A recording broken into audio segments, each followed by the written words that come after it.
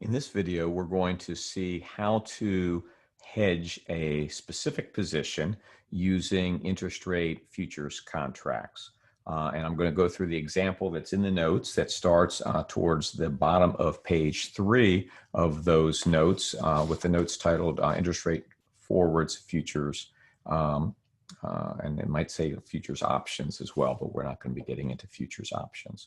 So let's go to those notes. Let me bring them up here. Here we go, towards the bottom of page 3. And this is called a macro hedge, meaning that you're hedging your entire portfolio. A micro hedge means you're hedging a specific asset that you have. Maybe you have one bond and you just kind of want to hedge it. Macro hedge means you're hedging your entire portfolio. So the first step in this is to calculate your duration gap. And we have already seen how to do that, how the duration gap formula works, that the duration gap is equal to the duration of your assets minus the ratio of your market value of your liabilities to the market value of your assets. So L is market value of liabilities, A is market value of the assets, multiplied by the duration of your liabilities. And remember, assets would be anything where you are owed money. You're going to be receiving money. A liability would be anything where you owe money when you're going to be paying out money on that. Okay. So the next thing you want to do, you want to calculate what is the duration of the futures contract that you want to hedge. With the 30-year Treasury bond, the seller has, as we mentioned before, the choice of which bond to deliver from the list of bonds that the Chicago Mercantile Exchange provides, and they will typically go with the cheapest bond to deliver. So you're then going to make a decision in terms of how many contracts do you want to hedge. And you're going to be hedging so that the following equation, okay, ends up equaling, okay, that ends up working out. The value of your futures contract multiplied by the duration of your futures contract needs to equal the negative of the value of your assets times your duration gap. Well, we've just got done calculating the duration gaps. We know that the value of the assets, we used that to come up with the duration gap. Okay, so we've got that as well. Value of the assets, the market value of your assets. The duration of the futures contract, you look at what is the cheapest bond to deliver and calculate what is its duration. If you have no idea, then I would just go ahead and do the 30-year 6% Treasury bond, which they were all set up to be priced to. But if you know what is the cheapest bond to deliver, I would use that. And the value of the futures contract is then what we're going to be solving for. We've got there. So let's go through an example. Let's suppose you've got $100 million in assets that have a duration of 8. If you want to say 8 years, that's fine as well, as it says in the notes there. You could just say 8. You've also got $80 million in liabilities. So you've got more assets than liabilities, which is generally a good thing. And the liabilities have a duration of 4. So your assets have a longer duration than liabilities. So if interest rates go up, the value of both your assets and liabilities are going to go down, but the value of the assets will go down by more than the value of the liabilities, and you have more assets as well. If interest rates go down, the value of your assets will go up, so will the value of your liabilities. The value of your assets will go up by more than the value of the liabilities because they have a longer duration. Okay, so you're probably getting an idea already where you're going to be hurt in terms of if interest rates go up or if they go down. So what we've got here is to calculate our duration gap.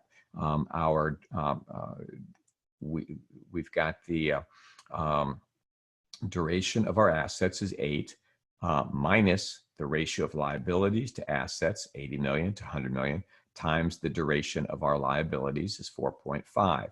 So the duration gap is 4.4. Now, first of all, notice that that's a positive number.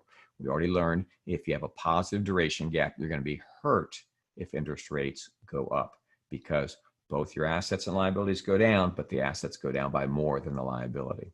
Now, let's suppose that the cheapest to deliver bond has a duration of 27.5 years. And that would be in the right ballpark for a 30-year treasury bond with coupon payments along the way. Remember, think in terms of the seesaw, right? So you got a seesaw out here that's got 60 payments on it, okay? And but there's a big payment out there at the 60th. So where's it going to balance? Probably somewhere around 27.5. So in this example, let's say that's what it is.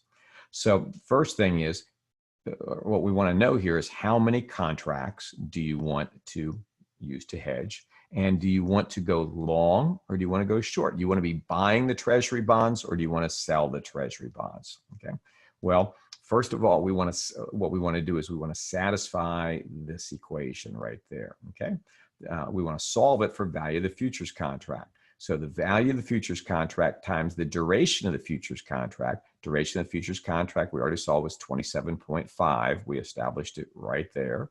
Minus the value, or is going to be set equal to the negative of the value of your assets. Now, we said we had $100 million in assets. Everything's in millions here. Okay, $100 million in assets multiplied by the duration gap. And we had set up the duration gap was a positive duration gap of 4.4. So 4.4 right there. So now we just want to do the math to solve for the value of the futures contract. So the value of the futures contract is going to end up being equal to negative 16, but this was in millions. So it's negative $16 million. So the negative on there means you want to go short. Had that been a positive, you wanted to go long. You probably could have figured out that you want to go short anyway, because we talked about that earlier, that if you have a positive duration gap, you want the short position. Why do you want the short position? A positive duration gap is going to hurt you if interest rates is a positive duration gap means you will be hurt if interest rates rise. So you want to enter into a hedge where you will make money if interest rates rise. So if you are in a short position, if interest rates go up, the value of the treasury bond goes down. You've locked in a sales price here. And if the value goes down below that, then you're selling it for more than it's worth. That's where you're going to make some money there.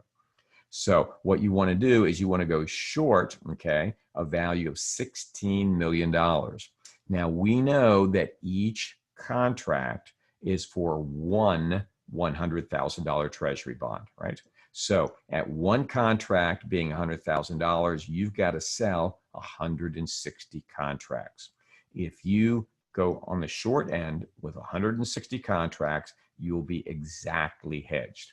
Now, I want you to understand there's no law anywhere that says you can't go short 150 contracts or 170 or 162 or whatever. If you want to be exactly hedged, you would short 160 contracts. You may decide, I don't need to be exactly hedged. I want to be close to hedged. If you go more than 160, you're going to be a little bit more over hedged, okay? Which again, just means that you're going to be a little bit hurt, okay? But now not if interest rates rise, if interest rates fall.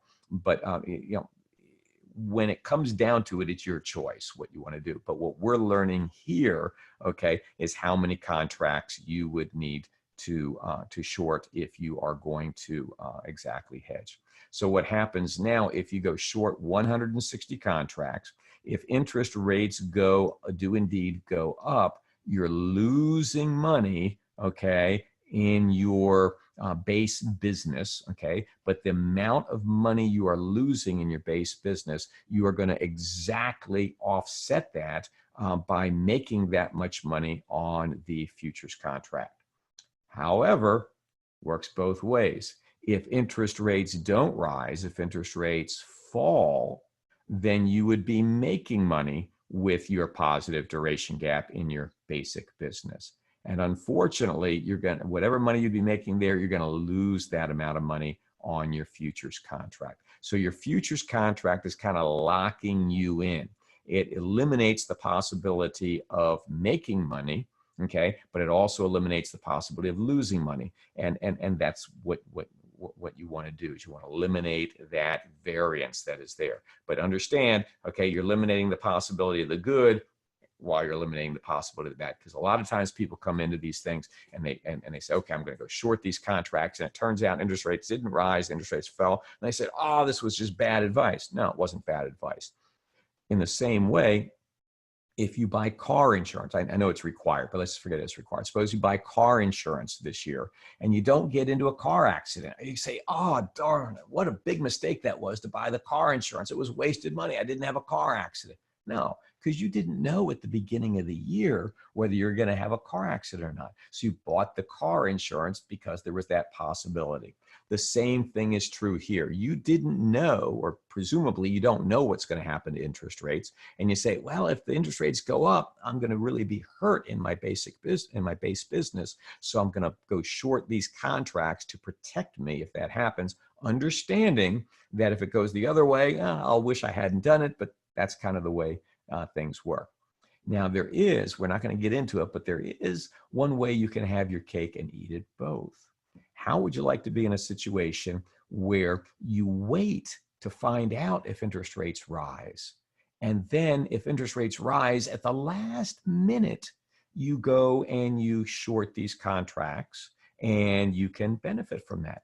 But if interest rates didn't rise, if they fell, then you say, no, I'm not going to short these contracts, and you benefit from the fact that the interest rates the fact that the interest rates went down. Well, you can do that. They're called interest rate futures options contracts, where you have the option to go into an interest rate futures contract, and you can exercise the option at the last minute.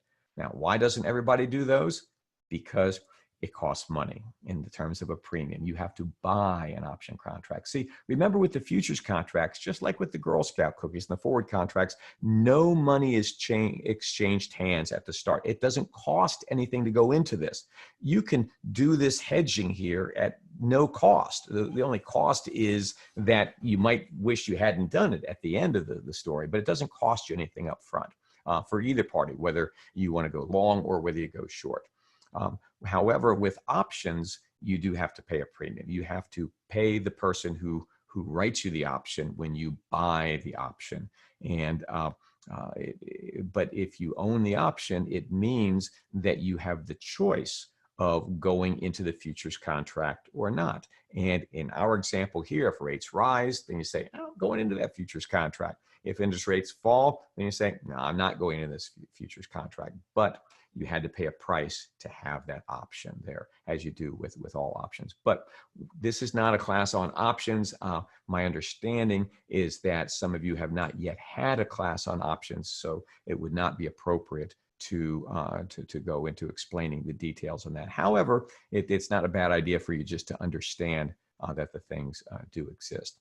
Okay, so that's our example of how to specifically go about hedging a portfolio that you have that has a positive duration gap using interest rate futures contracts.